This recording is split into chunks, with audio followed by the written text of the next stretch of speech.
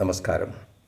ഈ ഇടയ്ക്കായിട്ട് രാഹുൽ മാങ്കൂട്ടത്തിൽ വളരെയധികം ഒച്ചപ്പാടുണ്ടാക്കി ഹെഗ്ഡെവാറിൻ്റെ പേരിനെ ചൊല്ലി. അയാൾ ഒച്ചപ്പാടുണ്ടാക്കിയിട്ടും വിജയിച്ചില്ല എന്നുള്ളത് സത്യാവസ്ഥയാണ്. ഹെഗ്ഡെവാർ എന്നുള്ളത് രാഷ്ട്രീയ സ്വയം സേവകൻ്റെ ഏറ്റവും വലിയൊരു നേതാവും സ്ഥാപക നേതാവും കൂടിയാണ്. രാഷ്ട്രത്തിനെ ഏറ്റവും കൂടുതൽ സ്നേഹിച്ചിട്ടുള്ള ഒരാളും ഇംഗ്ലീഷുകാർക്ക് എതിരായിട്ട് പോരാടിയിട്ടുള്ള വലിയൊരു മഹാവ്യക്തിയാണ്. അതുകൊണ്ട് അയാളുടെ പേര് പല ഭാഗങ്ങളിലും ഇടാൻ പറ്റുന്നതാണ്. തീർച്ചയായിട്ടും ഹെഗ്ഡെവാർ, ഗോൾവാൾക്കർ, അംബേദ്കർ, സർദാർ വല്ലഭായ് പട്ടേൽ, സുദർശൻജി, മോഹൻ ഭാഗവത്, ഇവരുടെയൊക്കെ പേരുകൾ എല്ലാ ഭാഗങ്ങളിലും ഇടുന്നതിൽ യാതൊരു തെറ്റുമില്ല. അതേസമയത്ത് പണ്ഡിറ്റ് ജവഹർലാൽ നെഹ്റുവിൻ്റെ പേര് എന്തുകൊണ്ട് ഇടണം, എന്തുകൊണ്ട് മാറ്റിക്കൂടാ? അങ്ങനെ ഒരു ചോദ്യം വരികയാണെങ്കിൽ എന്താണ് നിങ്ങൾ അതിൻ്റെ ഉത്തരം പറയാം. ഞാൻ 1947 സ്വാതന്ത്ര്യം കിട്ടിയപ്പോൾ തന്നെ പണ്ഡിറ്റ് നെഹ്റുവിനോട് നമ്മുടെ സർദാർ വല്ലഭായ് പട്ടേൽ, വി.കെ. കൃഷ്ണമേനോൻ, അങ്ങനെ പല കോൺഗ്രസ് നേതാക്കന്മാരും തന്നെ വലിയൊരു ഉപദേശം കൊടുത്തു. നമുക്ക് ഫോറിൻ സ്പൈ ഏജൻസി, ജാസൂസി ചെയ്യാൻ, എന്ന് വെച്ചാൽ സ്പൈ വർക്ക് നടത്താൻ വേണ്ടിയിട്ട്, ഇൻ്റലിജൻസ് വിഭാഗത്തിന് വേണ്ടിയിട്ട് അതിൻ്റേതായിട്ടുള്ള ഒരു ഡിപ്പാർട്ട്മെൻറ്റ് വേണമെന്ന് പറഞ്ഞപ്പോൾ പണ്ഡിറ്റ് നെഹ്റു, നമ്മൾ ആരുമായിട്ട് വഴക്കിടേണ്ട, സമാധാനമാണ് ആവശ്യം എന്ന് വെച്ചാൽ ശത്രുവിനെ തിരിച്ചറിയാനുള്ള കഴിവ് ഇല്ലാത്ത ഒരു നേതാവ് ആയിരുന്നു. അതുകൊണ്ടാണ് നമ്മൾ വളരെയധികം വലിയൊരു കെണിയിൽ അയാൾ പെടുത്തിയിട്ട് പോയി. ആ കാര്യം എന്തൊക്കെയാണെന്ന് ആണ് ഇപ്പോൾ സംസാരിക്കുന്നത്. 1947 ഇവരെല്ലാവരും നല്ലൊരു ഉപദേശം കൊടുത്തു സ്പൈ ഏജൻസിയെ പറ്റിയിട്ട്. പണ്ഡിറ്റ് നെഹ്റു വേണ്ടെന്ന് പറഞ്ഞു. അതേ സമയത്ത് പാകിസ്ഥാൻകാരെന്താ ചെയ്തത്? ISI, ഇൻ്റർ സർവീസസ് ഇൻ്റലിജൻസ് എന്നുള്ളൊരു ഡിപ്പാർട്ട്മെൻറ്റ് തന്നെ തുടങ്ങി. ഓസ്ട്രേലിയക്കാരനാണ് അതിൻ്റെ പൂർണ്ണമായിട്ടൊരു ഡിസൈൻ കൊടുത്തത്. അങ്ങനെ അവർ ചെയ്ത ശേഷം ഇന്ത്യ തീർച്ചയായിട്ടും അവരുടെ ഒരു ശത്രു രാജ്യമാണ്. പാകിസ്ഥാനിന് ഏറ്റവും വലിയൊരു ശത്രു രാജ്യം ഇന്ത്യയാണ്. കാരണം ഇന്ത്യ ഹിന്ദുക്കളുടെ രാജ്യവും സെക്യുലർ രാജ്യമാണ്. അതേസമയത്ത് പാകിസ്ഥാൻ മുസ്ലിം രാജ്യത്തിന് വേണ്ടി, മുസ്ലിംസിന് വേണ്ടി ഉണ്ടാക്കിയിട്ടുള്ള രാജ്യമാണ്. അപ്പോൾ അവരുടെ പണി എന്തായിരുന്നു?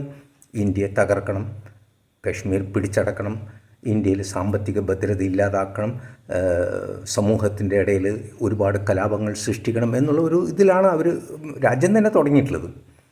അതിനെ പഠിക്കാതെ പണ്ഡിറ്റ് നെഹ്റു വിട്ടപ്പോൾ പാകിസ്ഥാൻകാർ ISI എന്നുള്ള വിഭാഗം തുടങ്ങി.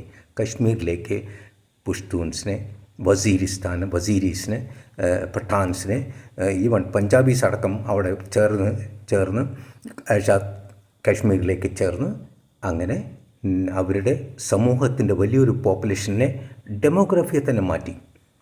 അതേസമയത്ത് ഹരി സിംഗ്, അയാൾ രാജാവ് ഇന്ത്യയുടെ പക്ഷത്തേക്ക് വന്നതുകൊണ്ടാണ് ഇവർക്ക് ഇത്രയും ദേഷ്യം വന്നത്. അപ്പോൾ അവിടെ ഏകദേശം 40-45% മുസ്ലിംസ് ഉള്ള ഒരു സ്ഥലത്ത് തന്നെ അവർക്ക് എങ്ങനെയെങ്കിലും പോപ്പുലേഷൻ കൂട്ടണമെന്ന് പറഞ്ഞ് നോക്കിയപ്പോൾ പഷ്തൂൺസും വസീരീസും പലവരും കശ്മീരിൻ്റെ ഒപ്പം എല്ലാവരും കൂടി ചേർന്നപ്പോൾ പാകിസ്ഥാന് പെട്ടെന്ന് പിടിച്ചടക്കാൻ, ആസാദ് കാശ്മീർ പിടിച്ചടക്കാനുള്ള സാഹചര്യങ്ങൾ എല്ലാവരും അത് ഒതുക്കി. അത് ആരുടെ വർക്കാണ്? ISIയുടെ വർക്കാണ്, ഇൻ്റലിജൻസിൻ്റെ വർക്കാണ്. ഇന്ത്യയിൽ നമ്മുടെ ലീഡർ ഒരു ഉളുപ്പില്ലാത്ത ലീഡറാണ്, വിട്ടുകൊടുക്കുന്ന ലീഡറാണെന്നൊക്കെ അറിഞ്ഞതുകൊണ്ടാണ് ഇങ്ങനത്തെ ഒരു സംഭവം ഉണ്ടായത് എന്നുള്ളത് വാസ്തവമാണ്. അങ്ങനെ എന്ത് പറ്റി? ആസാദ് കാശ്മീർ എന്നുള്ളത് അവർ പിടിച്ചടക്കി. കശ്മീരിൻ്റെ വലിയൊരു ഭാഗം നമുക്ക് നഷ്ടപ്പെട്ടു എന്നുള്ളത് സത്യമാണ്. ഇത് കാരണം പണ്ഡിറ്റ് നെഹ്റുവിൻ്റെ വീക്ക്നെസ്സാണ്. അപ്പോൾ അങ്ങനെ ഒരാൾ, വീക്ക്നെസ് ഉള്ള ഒരാളുടെ പേര് നമ്മൾ എന്തിനാണ് കിട്ടുന്നത്? സർവകലാശാലയ്ക്കും റോഡിനും ബിൽഡിങ്ങിനും ഒന്നും ഇടേണ്ട ആവശ്യമില്ല. അത് മാറ്റണം എന്നുള്ളതാണ് നമ്മുടെ റെക്കമെൻഡേഷൻ. എൻ്റെ അഭിപ്രായം അതാണ്. അടുത്തത്,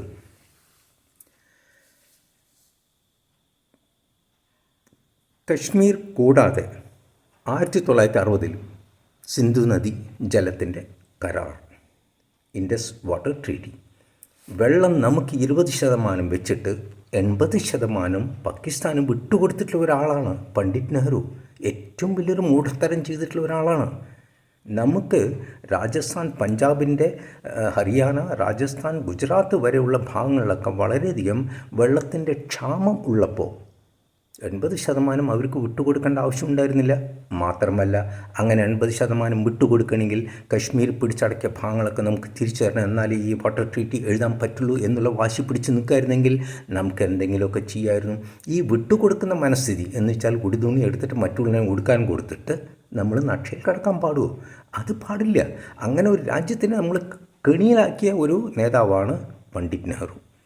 അതും എന്ത് പറ്റി? ഇപ്പം നമുക്ക് അതിൻ്റെ പ്രശ്നങ്ങൾ വന്നു. തീർത്തത് മോദി. അടുത്തതൊരു പോയിൻറ്റ്, ഭാഗിക്കുന്ന സമയത്ത്, ഇന്ത്യയും പാകിസ്ഥാനായിട്ട് ഭാഗിക്കുന്ന സമയത്ത് നമുക്ക് ഏറ്റവും തന്ത്രപ്രധാനമായിട്ടുള്ള ചില ഭാഗങ്ങൾ ഉണ്ടായിരുന്നു. കശ്മീർ വിട്ടുകൊടുക്കാൻ പണ്ഡിറ്റ് നെഹ്റു തയ്യാറായില്ല. അതിന് പകരം ബംഗ്ലാദേശിൻ്റെ ഏരിയ വിട്ടുകൊടുക്കാനായിരുന്നു അയാളെ. അതേസമയത്ത് റംഗ്പൂർ എന്നുള്ള ഭാഗം, ജോയ്പൂർ, ഹട്ട്, അതുവരെയുള്ള ഭാഗങ്ങളിലൊക്കെ ഹിന്ദുക്കൾ ഒരുപാട് മെജോറിറ്റി ഉണ്ടായിരുന്നു. പക്ഷേ പണ്ഡിറ്റ് നെഹ്റു ഈ ഭാഗിക്കുന്ന സമയത്ത് വെറും 22 കിലോമീറ്റർ മാത്രം നമുക്ക് വെച്ചിട്ട്, ദാറ്റ് മീൻസ് 22 സിൽഗുഡി കോറിഡോർ എന്ന് പറയും, 22 കിലോമീറ്റർ മാത്രം വരുന്ന സിൽഗുഡി കോറിഡോർ നമുക്ക് മാത്രം വെച്ചിട്ട് ഈസ്റ്റ് സെക്ടറിലേക്ക് പോകണമെന്നുണ്ടെങ്കിൽ 22 കിലോമീറ്റർ മാത്രമേ ഉള്ളൂ നമുക്ക്. അത്രയും ഭയങ്കരമായിട്ട് ഞെരുക്കിയെടുക്കുന്ന ഒരു ഭാഗം മാത്രം നമുക്ക് വെച്ചിട്ട് പാകിസ്ഥാൻ അത് വിട്ടുകൊടുത്തു. ഇയാൾക്കത് ചെയ്യാൻ പാടില്ലായിരുന്നു. അതിന് പകരം റംഗ്പൂർ, ബംഗ്ലാദേശിൻ്റെ റംഗ്പൂർ, ജോയ്പൂർ, ഹട്ട് വരെയുള്ള ഭാഗങ്ങൾ, നോർത്ത് ബംഗ്ലാദേശ് മുഴുവൻ നോർത്ത് മാത്രം, അതെടുത്തിട്ട് അതിന് പകരം വേറെ കൊടുത്തിരുന്നെങ്കിൽ ഈ സിൽഗുഡി കോറിഡോർ എന്നുള്ള ഒരു പ്രശ്നം ഒരിക്കലും ഉണ്ടാവില്ലായിരുന്നു. ഏറ്റവും വലിയൊരു വിഡ്ഢിത്തരം ചെയ്തിട്ടുള്ളത്. ദാറ്റ് മീൻസ് പണ്ഡിറ്റ് നെഹ്റു വിഡ്ഢിയുടെ വലിയൊരു കേന്ദ്രമായിരുന്നു. സമാധാനത്തിൻ്റെയും സന്തോഷത്തിൻ്റെയും സാഹോദര്യത്തിൻ്റെയും ഒക്കെ ശരിയാണ്, ബായ് ബായ് എന്നൊക്കെ പറയാനൊക്കെ മിടുക്കനാണെങ്കിലും മറ്റുള്ള ശത്രുക്കളെ അറിയാതിരിക്കാനുള്ള കഴിവ് ഇല്ലെങ്കിൽ നമ്മൾ എന്ത് ചെയ്യാൻ പറ്റും? അതൊരു ഏറ്റവും വലിയൊരു വീക്കായിട്ടുള്ളൊരു നേതാവാണ് ശരിക്കും പറഞ്ഞാൽ. വിട്ടുകൊടുക്കുക എന്നുള്ളത് ഒരു ഭാഗമാണ്, പക്ഷേ തിരിച്ചറിവ് വരണം. നമുക്ക് സുരക്ഷിത, നമ്മുടെ ജനറേഷൻസ്, വരുന്ന ജനറേഷൻസിന് തിരിച്ചറിവ് ഉണ്ടാവണം. വരുന്ന ജനറേഷൻസിന് അതിന് നമുക്ക് സുരക്ഷിതമായിട്ട് ഇരിക്കാനുള്ള, ജീവിക്കാനുള്ള വഴികൾ ഒരുക്കി കൊടുക്കേണ്ടത് പണ്ഡിറ്റ് നെഹ്റു ആയിരുന്നു. അതെല്ലാം തെറ്റിപ്പോയി. ഇനി അടുത്തത് വലിയൊരു വിഡ്ഢിത്തരം അയാൾ ചെയ്തത് എന്താണ്? നമുക്ക് കുക്കു ഐലൻഡ്സ് എന്ന് പറഞ്ഞിട്ടുള്ള ഒരു ഐലൻഡ്സ് ബ്രിട്ടീഷുകാർ വിട്ടു പോകുമ്പോൾ തന്നെ നമുക്ക് അനുവദിച്ചിട്ടുള്ള ഒരു ഐലൻഡായിരുന്നു. അതിനെ ഒരാവശ്യമില്ലാണ്ട് മയന്മാറിന് കൊടുത്തു. നമുക്ക് ആരുമായിട്ട് വഴക്കൊന്നും വേണ്ട എന്ന് പറഞ്ഞിട്ട് വിട്ടുകൊടുത്തു. ഈ വിട്ടുകൊടുക്കലും ഇത് മാത്രമുള്ള സമാധാനത്തിൻ്റെ പേര്. അങ്ങനെ എന്തുണ്ടാക്കി? നമ്മുടെ രാജ്യത്തിനെ ഏറ്റവും വലിയൊരു കെണിയിൽപ്പെടുത്തിയിട്ടുള്ള ഒരു നേതാവാണ് ജവഹർലാൽ നെഹ്റു. പണ്ഡിറ്റ് ജവഹർലാൽ. പണ്ഡിറ്റ് എന്ന് പറഞ്ഞാൽ നിങ്ങൾക്കറിയാലോ, ഇവിടുത്തെ ചൗധരി, ജാദവ്, നമ്മൾ NSS, SN ഇതുമാതിരിയുള്ള ഒരു വർഗ്ഗമാണ് പണ്ഡിറ്റ്. ഇത് പണ്ടത്തെ കശ്മീരീസ് എന്ന് പറഞ്ഞു കഴിഞ്ഞാൽ അതിൽ കശ്മീരിൽ ഏറ്റവും കൂടുതൽ ജനസംഖ്യ പണ്ഡിറ്റിൻ്റെ ആയിരുന്നു. മറ്റുള്ള ഹിന്ദുക്കളുമുണ്ട്, SC STയുടെ ആൾക്കാർ. പണ്ഡിറ്റ് മീൻസ് അവർ കുറച്ച് അപ്പർ കാസ്റ്റായിരുന്നു. താഷ്കൻഡ് വരെ ഉണ്ടായിരുന്നു. 2500-2000 വർഷങ്ങൾക്ക് മുമ്പിൽ, 5000 വർഷങ്ങൾക്ക് മുമ്പിൽ തന്നെ കശ്മീരീസ് അവിടെയൊക്കെ പരന്ന് കിടക്കുന്ന ആൾക്കാരായിരുന്നു. കാലങ്ങൾ മാറിയപ്പോൾ എല്ലാം മാറി. ഇപ്പോൾ കശ്മീരിൽ നമ്മൾ അബൌട്ട് 40% ഉള്ളൂ. ബാക്കി 60% മുസ്ലിംസാണ്, കൺവേർട്ടഡ് മുസ്ലിംസാണ് അതെല്ലാം. ഓക്കെ, ഈ പ്രശ്നങ്ങളൊക്കെ ഉണ്ടാക്കാനുള്ള കാരണം ഈ പണ്ഡിറ്റ് നെഹ്റുവിൻ്റെ കൊള്ളരുതായ്മയാണ്, കഴിവുകേടാണ്. ഇനി ഇന്ദിരാഗാന്ധിയുടെ കാര്യം എടുക്കും. ഇന്ദിരാഗാന്ധി വന്ന ശേഷമാണ് 1968 റിസർച്ച് ആൻഡ് അനാലിസിസ് വിങ് എന്നുള്ളൊരു വിഭാഗം തന്നെ ഉണ്ടാക്കിയത്. അതിൻ്റെ ആദ്യത്തെ ഒരു നേതാവായിരുന്നു രാമേശ്വർനാഥ് കാവ് എന്ന് പറഞ്ഞിട്ട്. ഇന്ദിരാഗാന്ധിയുടെ സമയത്താണ് ഉണ്ടായത്. കാരണം ഇന്ദിരാഗാന്ധി സെൻസ് അറിഞ്ഞു കഴിഞ്ഞു.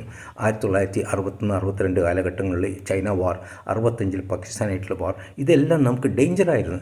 ചുറ്റുവട്ടം നമ്മൾ ഡേഞ്ചറായിട്ടുള്ള ആൾക്കാരുണ്ടെന്ന് മനസ്സിലാക്കിയിട്ടാണ് റിസർച്ച് ആൻഡ് അനാലിസിസ് വിങ് എന്നുള്ള ഒരു വിഭാഗം തന്നെ ഇന്ദിരാഗാന്ധി ഉണ്ടാക്കിയത്. സത്യാവസ്ഥയാണ്. അതിന് നമ്മൾ definitely we have to salute Har. അങ്ങനെ ഉണ്ടാക്കി വിതിൻ 4 ഇയേഴ്സ് ബംഗ്ലാദേശിൻ്റെ കാര്യങ്ങൾ എല്ലാം പ്ലാൻ ഔട്ട് ചെയ്തിട്ട് പാകിസ്ഥാനുമായിട്ടുള്ള ഈ ഒരു യുദ്ധ സാഹചര്യങ്ങൾ അവർ തന്നെ ഉണ്ടാക്കി തന്നു. അവരുണ്ടാക്കാനുള്ള സാഹചര്യങ്ങൾ തന്നെയാണ് ഈ സംഘടിപ്പിച്ചത്. അങ്ങനെ പാകിസ്ഥാൻ വാർ ഡിക്ലെയർ ചെയ്തപ്പോൾ പാകിസ്ഥാൻ, ഈസ്റ്റ് പാകിസ്ഥാനെ വേർപെടുത്തി ബംഗ്ലാദേശിനെ രൂപകൽപ്പന കൊടുത്ത് ഒരു മുക്തിവാഹിനിയായിട്ട് കൂട്ടുകൂടി ബംഗ്ലാദേശ് എന്നുള്ളൊരു രാജ്യം തന്നെ സൃഷ്ടിക്കപ്പെട്ടു. അത് ഇന്ദിരാഗാന്ധിയുടെ കഴിവാണ്. റിസർച്ച് ആൻഡ് അനാലിസിസ് വിങ് വന്നത് കൊണ്ടാണ് ഇതെല്ലാം സംഭവിച്ചത്. നമുക്ക് ജാസൂസ് ചെയ്യേണ്ട പണിയുണ്ട്, സ്പൈ വർക്ക് ചെയ്യേണ്ട പണിയുണ്ട്, ഇൻ്റലിജൻസിൻ്റെ പണിയുണ്ട് തീർച്ചയായിട്ടും. അതെല്ലാം വേണ്ടാന്ന് വെച്ച് വെറും സമാധാനത്തിൻ്റെ പേരും പറഞ്ഞിട്ട് പണ്ഡിറ്റ് നെഹ്റു നമ്മളെ ചതിക്കുഴിയിൽ പെടുത്തി എന്നുള്ളത് സത്യാവസ്ഥയാണ്. പരാജയം മനസ്സിലാക്കണം, അത് തിരുത്തണം എന്നുള്ളത് കോൺഗ്രസ്സുകാർ അറിഞ്ഞിരിക്കണം. ഇന്ദിരാഗാന്ധി ആ തിരുവിച്ചു. പക്ഷേ ഇന്ദിരാഗാന്ധി ഏറ്റവും വലിയൊരു തെറ്റ് ചെയ്തു. ഇന്ദിരാഗാന്ധി പാർലമെൻറ്റ് മുമ്പിൽ സന്യാസികൾ സമരം ചെയ്തപ്പോൾ പാവങ്ങളായിട്ടുള്ള ആൾക്കാരെ വെടിവെച്ച് വീഴ്ച സ്ത്രീയാണ്. ആ കുടുംബവും ആ സ്ത്രീയുടെ കുടുംബം എല്ലാം ദുർഘടനയോടുകൂടിയിട്ടാണ് മരണപ്പെട്ടു പോയത്. ഇനി come to the next point.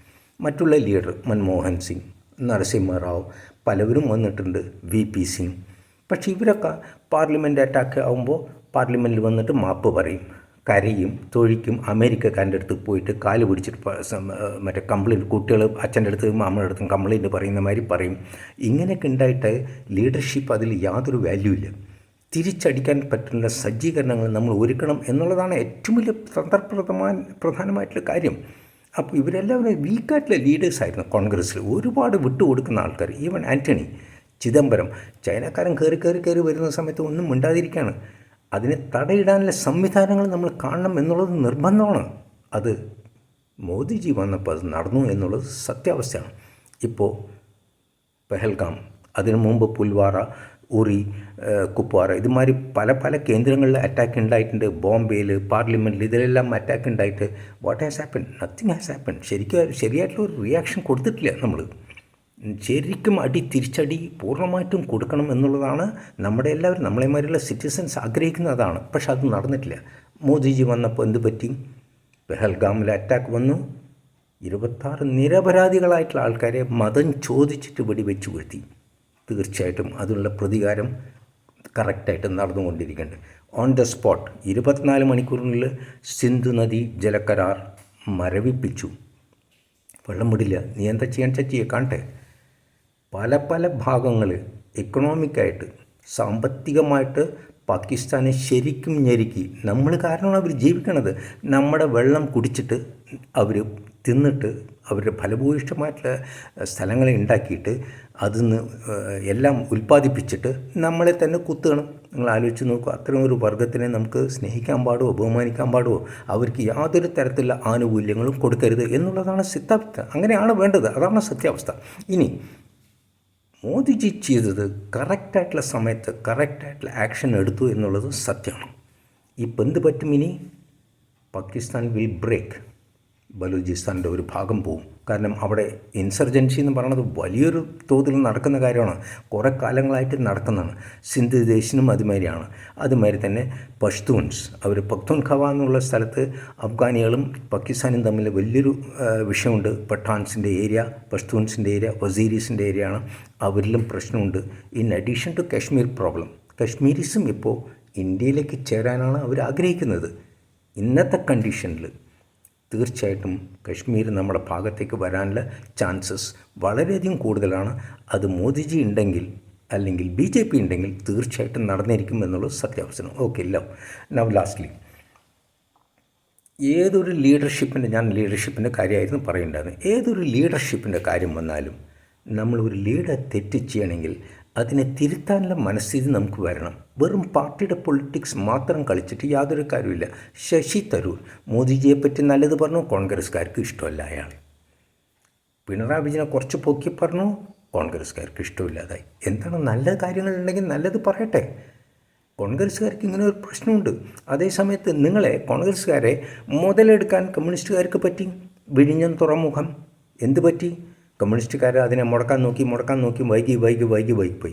അവസാനം കമ്മ്യൂണിസ്റ്റ് പാർട്ടിയുടെ ഗവൺമെൻറ് വന്നപ്പോൾ നടന്നു. അത് നിങ്ങൾക്ക് ആ സമയത്ത് ഉമ്മൻചാണ്ടിയാണ് അതിൻ്റെ ശരിയായിട്ടുള്ളൊരു ക്രിയേറ്ററാണ് അയാൾ ചെയ്യുമ്പോൾ ഈ പാർട്ടിക്കാർ, CPM പാർട്ടിക്കാർ മുടക്കിയിട്ട് എന്തുണ്ടായി?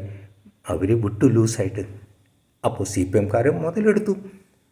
അങ്ങനെ മുതലെടുക്കാനുള്ള സാഹചര്യങ്ങൾ ഉമ്മൻചാണ്ടി കൊടുക്കാൻ പാടില്ലായിരുന്നു. നിങ്ങളുടെയിലും ആൾക്കാരുണ്ടല്ലോ, അവർ മുടക്കുന്ന സമയത്ത് അവരുടെ വായ മൂടിക്കെട്ടാനുള്ള സംവിധാനം നിങ്ങൾ ചെയ്യായിരുന്നു. നിങ്ങൾ ചെയ്തില്ല. നിങ്ങൾ അവർക്കും വിട്ടുകൊടുത്തു. ഈ വിട്ടുകൊടുക്കുന്ന പ്രശ്നമാണ് കോൺഗ്രസ്സിൽ ഏറ്റവും വലിയ പരാജയം. ഇനി വേറൊരു ഗ്രൂപ്പിൻ്റെ കാര്യം പറയാം. നമ്മൾ വലിയ പോസ്റ്റർ നമ്മൾ കണ്ടിട്ടുണ്ടാവും. പണ്ടത്തെ പോസ്റ്ററൊക്കെ CPMൻ്റെ പോസ്റ്റർ. അതിൽ നയനാരുടെ ഫോട്ടോ, EMSൻ്റെ ഫോട്ടോ, അല്ലെങ്കിൽ ദാംഗയുടെ ഫോട്ടോ, അല്ലെങ്കിൽ വേറെ അച്യുതാനന്ദൻ്റെ ഫോട്ടോ, അതൊക്കെ ഒരു അച്ചിങ്ങയുടെ സൈസിൽ. ചെ ഗുവേര, അയാളുടെ ആനത്തലമാരിയുള്ള ഒരു ഫോട്ടോ. എന്തിനാണ് ഇതുമാതിരിയുള്ള നാണം കെട്ട പണിയൊക്കെ നമ്മൾ ചെയ്യണത്? നമ്മുടെ രാഷ്ട്രത്തിലെ ആൾക്കാരുണ്ട്. ചെ ഗുവേര എന്ന് പറഞ്ഞ ക്യൂബൻ ലീഡറാണ്. അയാൾ അവിടുത്തെ റവല്യൂഷൻ നമുക്കൊരു ചുക്കും ചെയ്തില്ല. നമുക്കൊരു പാഠവും പഠിപ്പിച്ചില്ല. അയാൾ നല്ലൊരു പുസ്തകങ്ങളും നമുക്ക് എഴുതി തന്നിട്ടില്ല. പിന്നെന്തിനാണ് അയാളുടെ ഫോട്ടോ എടുത്ത് പഠിക്കുന്നത്? നമ്മുടെ സമൂഹത്തിനെ തന്നെ ലീഡർമാർ തന്നെ കൊച്ചാക്കി നിർത്തുകയല്ലേ. ഇതെല്ലാം മാറ്റിയിട്ട് ലീഡർഷിപ്പിന് ശരിയായിട്ടുള്ളൊരു വാല്യൂ കൊടുക്കേണ്ട ഒരു സമൂഹം എല്ലാ പാർട്ടിയിലും ഉണ്ടാവണം എന്നുള്ളതാണ്. Thank you very much for listening. C you later. Subscribe ചെയ്തില്ലെങ്കിൽ ഒന്ന് ചെയ്യൂ. C you later. Good luck.